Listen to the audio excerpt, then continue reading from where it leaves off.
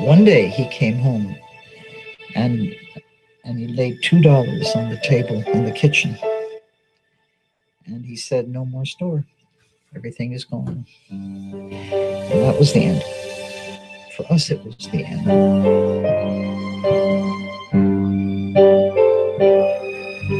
Every day produced more bankruptcies, more layoffs, more people with less money in their pockets.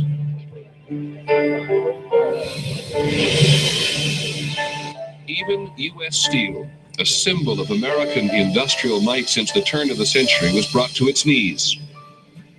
In 3 years, the entire full-time payroll was laid off. 225,000 workers.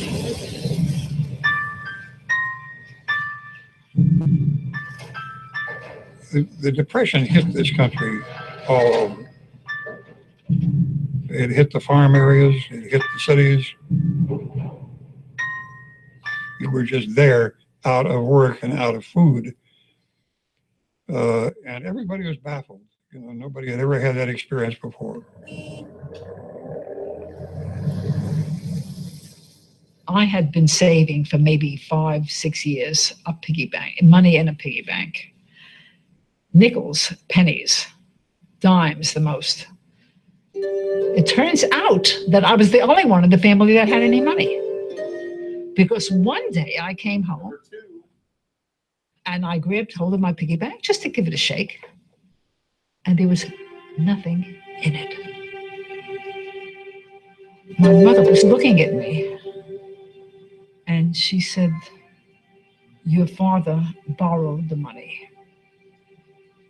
He has to go out to look for work and he needed money to go downtown." And he came home and I didn't say anything, but my face was swollen with tears. My eyes were blinking with tears. And my father took me in his arms and he said, "I'm sorry. I had to have money. But it's a loan. I'll pay it back to you." He never did. He never did. My family had exhausted all its credit with the local merchants. And on one occasion, my father came home and asked what was for dinner that night. And my mother said, "There's nothing." How could that be? How could there be nothing? It was one of the few times in my life that I was fearful for myself. Fearful of losing what little they had left, people rushed to the banks to withdraw their savings. But the banks too were short of cash. 1 year after the crash, 800 of them had failed. 9 million savings accounts were wiped out. There was a janitor called George Gelles who had $1,000 in the Bank of the United States. It had taken Gelles 40 years to save $1,000. After spending 2 nights and 2 days in the pouring rain outside this shuttered, locked bank, literally beating on the walls with his hands in frustration, he realized he was never going to see 10 cents of his money.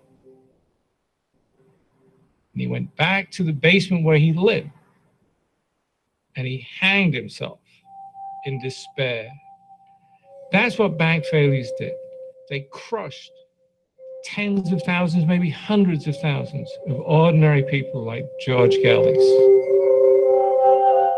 With their savings gone and layoffs increasing, people were forced to sell their cars, their furniture, their wedding rings. Before long, half the country's home mortgages were in default. Families across America found themselves facing eviction. I remember my brother and I and my mother just couldn't stand to see it happen. So we left my father there to face the auctioneers. When we came home that evening and we met my father, who told us, yes, the house was sold. It was gone. And everything that we had had was no longer ours. The land was gone, the house was gone, and we had 30 days in which time to move out. And my mother sat on the side of the bed and cried. It was the first time I'd ever seen her cry. I'll never forget that moment. That's how our family was affected, and we were not unique. You know what hurt me most about it was the look of pain on my mother's and father's face. I couldn't bear to look at them, to look at their misery, to look at their disgrace. They felt they had only themselves to blame. This was a different generation. This was a generation that had grown up with the old faith, the faith in self-reliance, that people had to stand on their own 2 feet. They didn't say the government has failed me. They said, I'm to blame. I failed in this American system of ours. It's my fault. 1 year after the crash, 4 million American families were without any means of support. Worse, they didn't know how to ask for help, and their government didn't know how to provide it. In 1930, the American people had almost no sense of the national government. There was the post office. Occasionally, you'd see a soldier on the street. The national government had very little direct impact on the lives of ordinary Americans. There were no parachutes in those days. There was no Social Security, no unemployment insurance, no nothing. You just were on your own.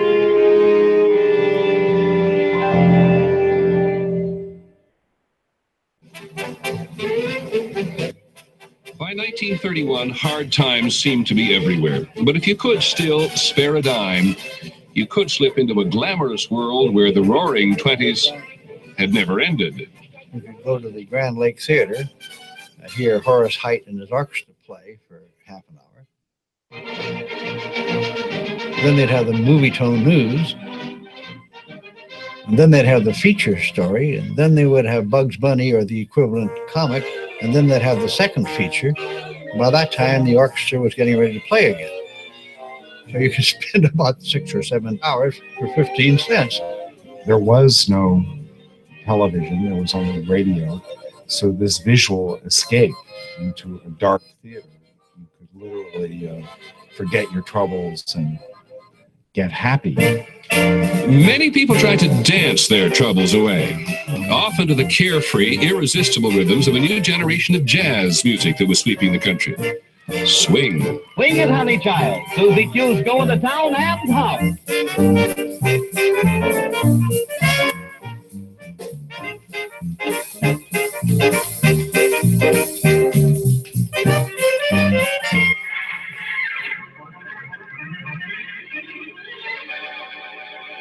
Richard Colmer as Boston Blackie.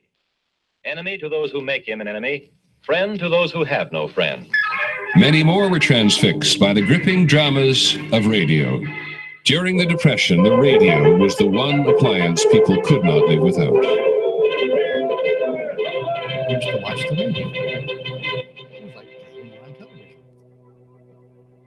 There was the shadow. Who knows what evil lurks in the hearts of men? The shadow knows. Turn off the lights. We're going to clean them out today. You didn't know that they were standing on a stage reading from scripts. You just thought they were doing it. All right, boys, let's hit out. What I liked most was to go into my room and turn off all the lights. I didn't want any interference and just listen to it. My father thought I was a little weird, and he'd always come in and turn the lights on and say, "What's wrong with you?" And I said, "Nothing's wrong with me. This is really wonderful, a great way to listen to it."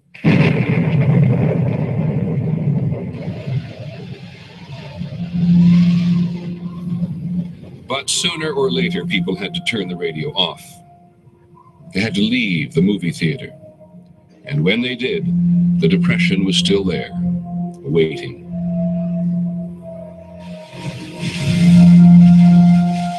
It advanced upon the farmers of the South and Midwest in terrifying storms of dry dust. It was one of the worst droughts in American history. The land itself was blowing away. It looked like a tornado coming, big black clouds of dust coming across the desert there. It was terrible. You couldn't breathe. You'd put something over your face, a handkerchief, and try to breathe through it. And you spit out mud balls. 25,000 square miles of farmland became known as the Dust Bowl. For farmers who'd been suffering through their own economic crisis since the 1920s, it was the final blow. Leaving their farmhouses and barns to rot, they fled westward for the Promised Land, California.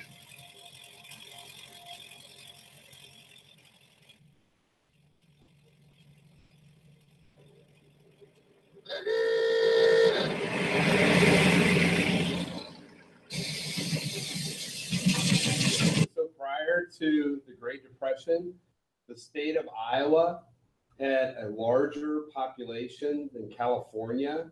Not only that, as far as politics was concerned, the state of Iowa was much more important of a state than California.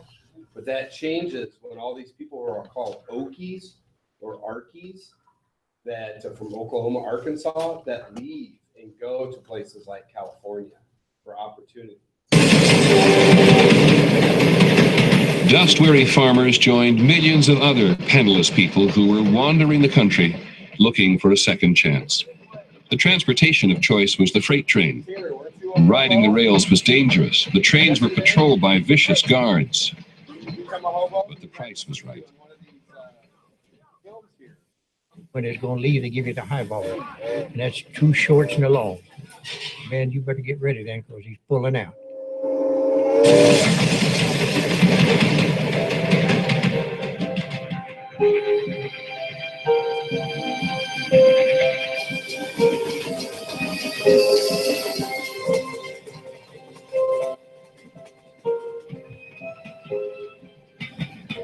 Trouble lies in sightless pools along the way I've taken.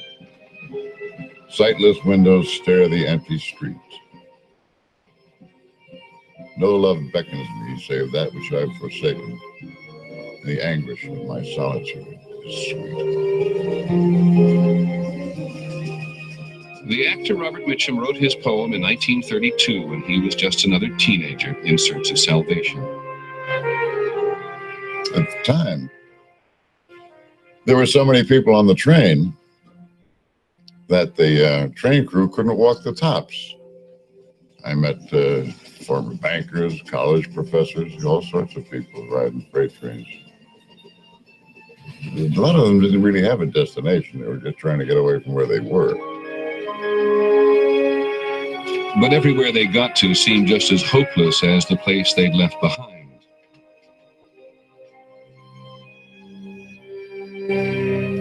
Numbers of towns would arrest those people who came there. There was particular concern about what were called the wild boys of the road. President Hoover sent undercover agents to ride the rails and assess the danger. One of them was a young law student named Melvin Belli. You saw a part of America at that time that gave fear to everybody in Washington. There's something wrong with the country, and it's so wrong that these people are going to want a revolution. Strikes and protests were spreading, becoming angrier and more violent. Bill Wheeler was a 19-year-old truck driver when he witnessed a demonstration in New York. The square was just filled with mobs of people. They were demonstrating, it turned out, for unemployment relief, unemployment benefits. And the police and the firemen were mowing them down with fire hoses. Cops were beating them on the head. It was unbelievable. Radical movements like the Communist Party were gaining influence and converts. President Hoover misread the danger signals and still did nothing to ease the suffering. We are convinced that we have overcome major financial crisis, a crisis in severity unparalleled. For some, the loss of faith was so profound that they simply fled the country. 3 years after Joseph Stalin had predicted the death of capitalism, 100,000 Americans moved to the Soviet Union to help build communism. There was work for anybody that wanted to work. There was none of this going around with your hat in your hand and tears in your eyes begging for a job. It seemed to be a land of great promise at that time.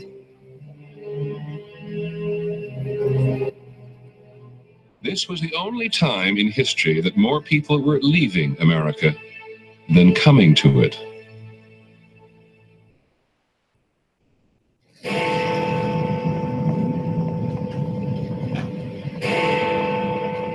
In time, the Great Depression spread like a virus far beyond American borders. Hunger marches, signs of the political times. In Germany, the situation was becoming dangerous. The Depression only made worse the already harsh conditions brought on by Germany's loss in World War I. There was real poverty. There was mass unemployment. And because of this, there were protest marches, demonstrations, street fightings. The unemployed people, they walked through the town and they shouted slogans, give us bread, give us work.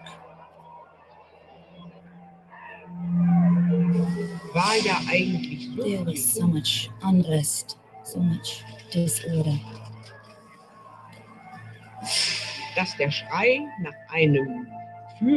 We needed a powerful leader, a powerful man to lead us out of it.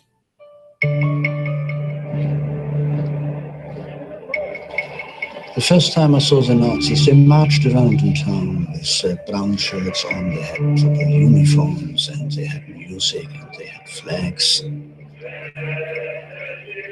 And I remember how it impressed me, something military.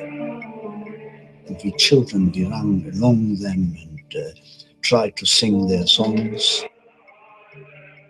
The leader of the Nazi movement knew instinctively that Germany's suffering was his opportunity. Adolf Hitler told the demoralized Germans that he could cure what ailed them.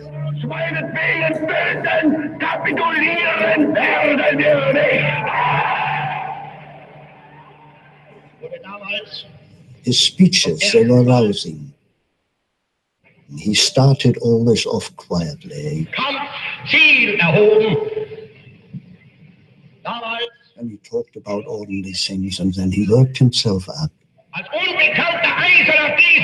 saying something like, our enemies, they think we are the footmen of the world, and I promise you, I will erase all that. We demand our place in the sun, which is rightly ours, and I will lead you there. I will lead you there, I promise it. We had tears in our eyes.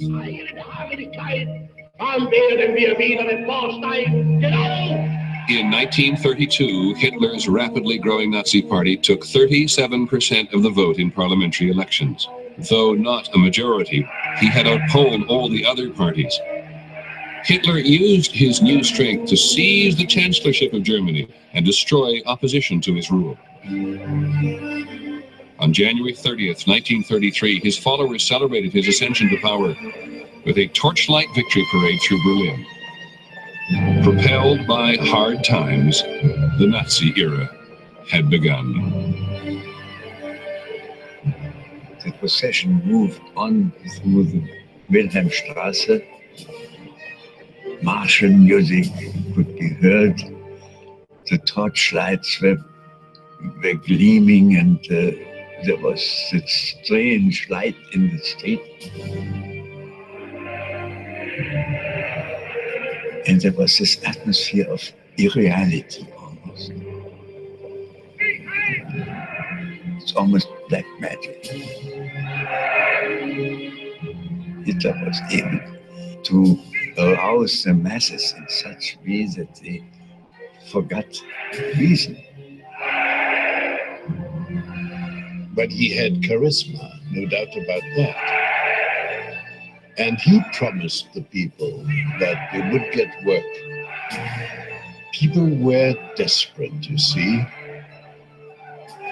People being desperate, they will run after a man like Hitler. 1,2 Millionen zurückgegangen.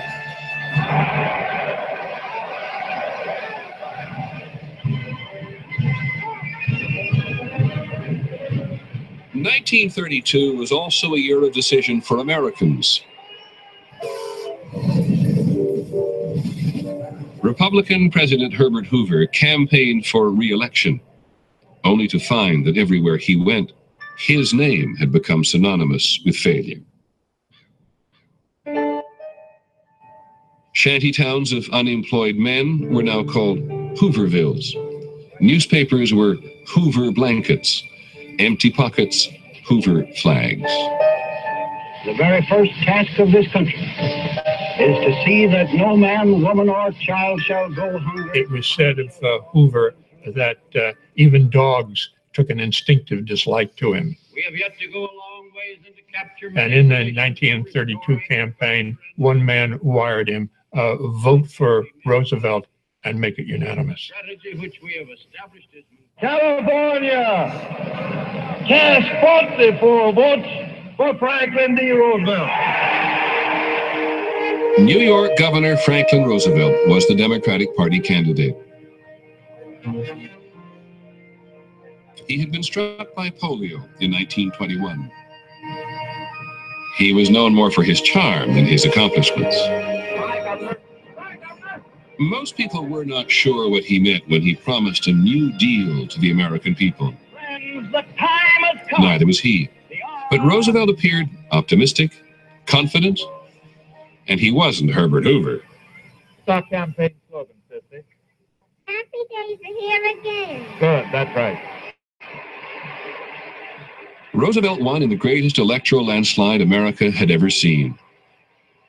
And he faced perhaps the greatest challenge ever presented to an American leader.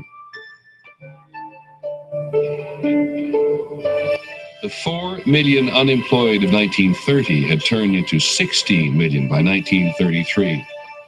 25% of the American workforce. Number 12. I mean, the American economy was in free fall. Economists disagree to some extent on this, but we could have lost everything in 1933. It was that bad. I, Franklin Delano Roosevelt. On Inauguration Day, nearly 100,000 people braved a cold March morning to hear what the new president would do. This great nation will endure as it has endured. Let me assert That magnificent resonance coming out. the thing we have to fear is fear itself. We have nothing to fear but fear itself. And everybody would look at each other, they'd nod their head. Let us unite. And then when you say, my friends, everybody could feel he was talking to him. That was one of his friends. That was one of his people. And me, a little black boy, down in Georgia, hearing that voice over the radio. I felt it. It wasn't that he told it to Daddy and Daddy told it to me. Or told it to Mama and me. No, he was talking to little Ossie sitting there listening to him. He could, through the magic of his voice and radio, reach out and involve you in the great adventure of making America work again. Roosevelt moved decisively to restore confidence in the country's financial system. In one daring move, he closed the nation's banks and ordered the Treasury to rush them $2 billion in new currency. Let me make it clear that the banks will take care of all needs. The reaction was to his closing of the bank, thank God, somebody has come in and had done something. When the banks reopened, deposits easily exceeded withdrawals. Rescuing the banks was only the beginning. In his first 100 days in the White House, Roosevelt moved at a breathtaking pace, regulating business, helping farmers, pumping new money into the economy. It was the most massive intervention in the lives of the American people the country had ever known. Roosevelt put people on the government payroll when private business didn't hire them fast enough. The wild boys of the road became part of the Civilian Conservation Corps, planting trees and building roads across America. They shipped us out to the bottom of Grand Canyon. We'd build trails, for people coming in sight. We got $5 a month, and they sent 25 home for your family to live on. And his was the federal government stepping in to help people. It may not have been enough. In some cases, it didn't help, but somebody was trying. And one had that feeling that maybe it was going to work.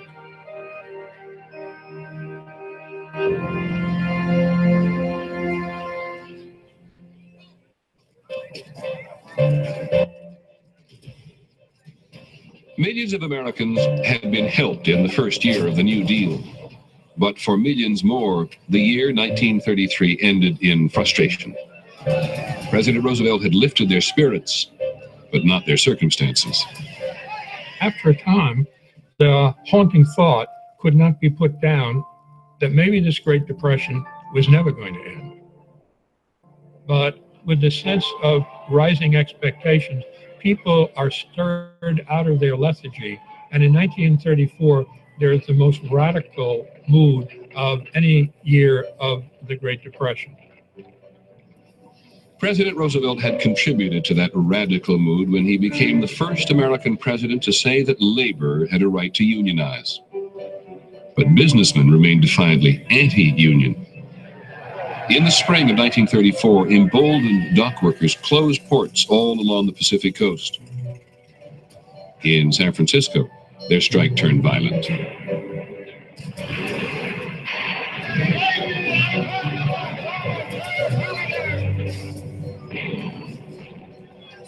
We heard on the radio that all this terrible stuff was going on the waterfront. And my husband was down there. And I remember my mother and I were frightened and very upset. Would Harold make it?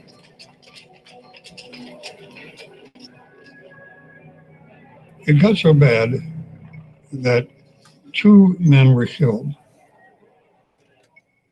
They were killed by bullets, ostensibly from the police. Nobody really ever figured that one out totally. Harold was right on the corner where one was killed. Shocked the city.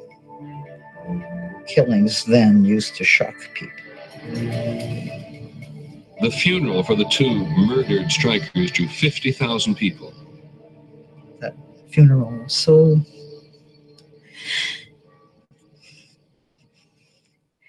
It so shocked the city. It was so impressive. That was enough to infuriate the people of San Francisco. So much, they said, we've had it. Every day we'll watch these longshoremen and seamen getting beaten and clubbed. We've had it up to our eyebrows. By God, whatever it takes to win this strike, we're going to win it. And they stopped. All work. Even a barber says, we refuse to give a haircut to anybody until the strike is over. We sympathize with the union. We sympathize with the men. And so they shut the port down, shut the city down. Little stores closed until our boys win. The city was quiet as hell. Nothing moved for 4 solid days.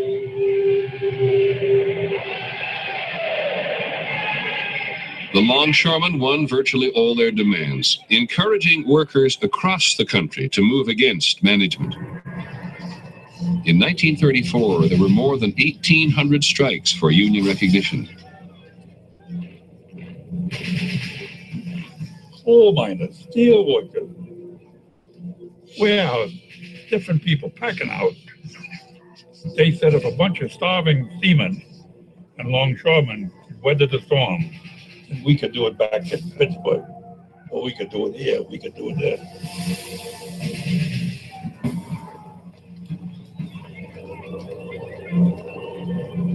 Labor unrest was only one of Roosevelt's problems in 1934. Economic recovery had stalled, and critics complained that he'd gone too far. The constitutionality of some New Deal programs were being challenged in the courts, and business leaders were warning that FDR had steered the country recklessly to the left. But Roosevelt knew that his program still hadn't reached millions of desperate Americans, and he didn't know how long they would wait. Discontent and frustration gave rise to any number of demagogues, including the charismatic radio priest Father Charles Coughlin. Dr. Francis Townsend, self-proclaimed advocate for the elderly. Radical spellbinders who claimed the New Deal was dying. During 1934, one of these would-be saviors developed a national following and presidential ambitions. He was called the Kingfish. Senator and former Louisiana Governor Huey Long. After we told you people that Hoover was a numbskull, the best entertainment you had was when Huey came to town to speak. Everybody went to hear him, whether they were for him or against him. He was marvelous. The Lord has answered the prayer. He has called the barbecue. He used such expressive language. You just had to listen. And when people listened, many discovered they liked what they heard. What Huey Long was saying was that he was going to soak the rich and he was going to give that money to the poor. His plan was never really carefully worked out, and in his own state in Louisiana, he fell notably short of redistributing the wealth. But it had a kind of direct. Okay, tomorrow, what we're going to do is we're going to go over this, all right? And then we're going to take a couple of notes on just how did the stock market crash, and we're going to talk about the simulation. And then you're going to be graphing the Great Depression. So you're going to do some graphs, and then also you're going to be answering some questions based on the graphs. All right, so tonight, you don't have homework, all right? And so just stay seated until the bell rings.